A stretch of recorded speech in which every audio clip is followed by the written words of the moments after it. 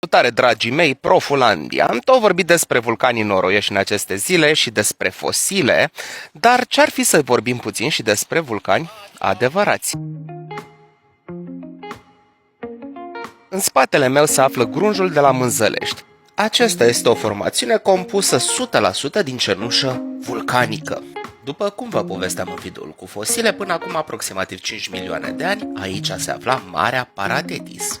Acum aproximativ 14 milioane de ani a avut loc o erupție vulcanică imensă.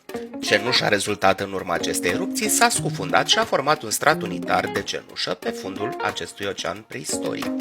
După retragerea apelor, odată cu mișcările tectonice care au condus la formarea dealurilor și munților, acest strat a fost crăpat și erodat de pârâuri și vânturi, până când nu au mai rămas decât mici porțiuni precum acest grunj.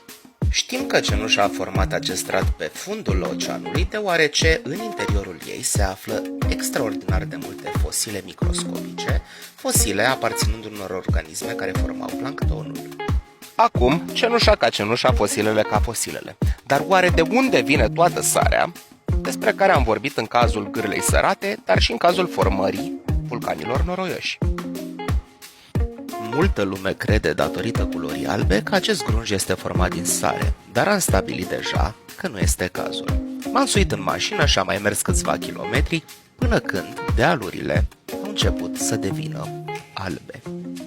Când vine vorba de sare, trebuie să ne gândim la sare precum ne gândim la ulei atunci când vine vorba despre apă. Este o rocă mai ușoară decât restul rocilor, în special decât argilele din această zonă.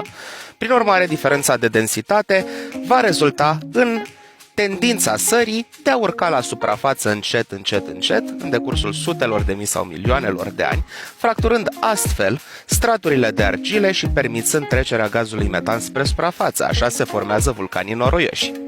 Când Marea Paratetis a început să se retragă, apa mării a rămas blocată în anumite depresiuni, urmând ca în decursul sutelor de mii de ani să se usuce, formând aceste depozite voluminoase de sare.